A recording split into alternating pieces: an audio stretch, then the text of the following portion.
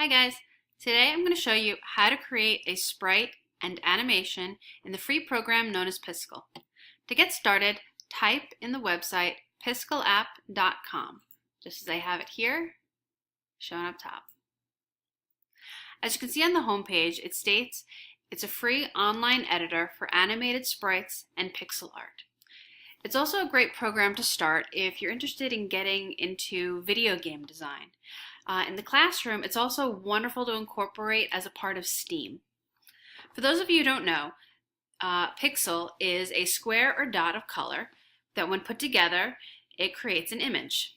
Like here, it shows a sprite of the character Mega Man. And over here, we can see an animation of him running. A little farther down on the page, if you scroll, right, we see some examples of other animations and Piskel art that people have created. Under that, you'll see some information about the site, all of which I'll get to a little bit later. But first, let's start with the Google sign-in, right here. It states, the Piskel has made it easier for you to create an account online through Google. So if you scroll up to the top, I'll try to do this a little slower. There are two spots you can sign in, either here or here. Simply click on sign in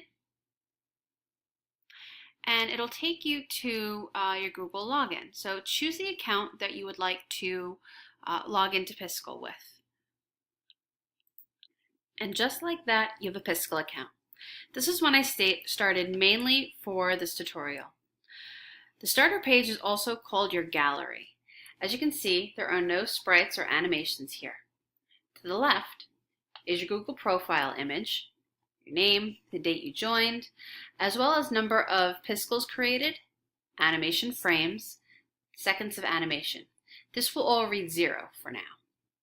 Before we create a sprite, I'm just going to jump back to the home page by clicking on the word Piskel at the top left. Some information I want to go over before we start. Scroll down a little bit farther to those options I wanted to go over before.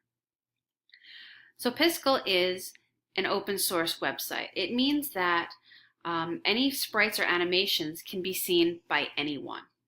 If you're shy and you don't want your creations to be seen by all, you have the option to create a private gallery once you get started. There's also an offline version that allows to download the program onto your desktop. Now, let's create a sprite. If you scroll up to the top, there's two different spots you can click on. Either here, create a sprite, or up here, create sprite. Either way, click on create sprite. Here's our creation page. To the right, we have different preferences and saving options. We'll get to that later. We have our live animation window, which once we start creating our animations, we'll see them come to life right here in real time. We have layers options, transformation options, and palette options. In the center, we have our canvas.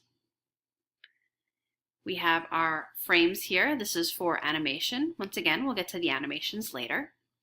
And way to the left, we have our toolbox, the most important for creating our sprites and animations.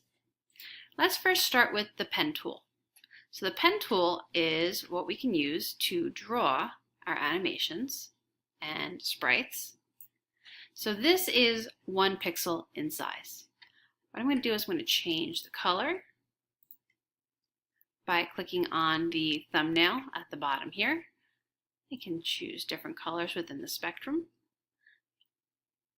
I can choose how saturated the color is, how light the color is, how dark the color is, basically any value or color within here. I'm just going to do this to show you the size difference with all these pixels. This is 4 pixels large.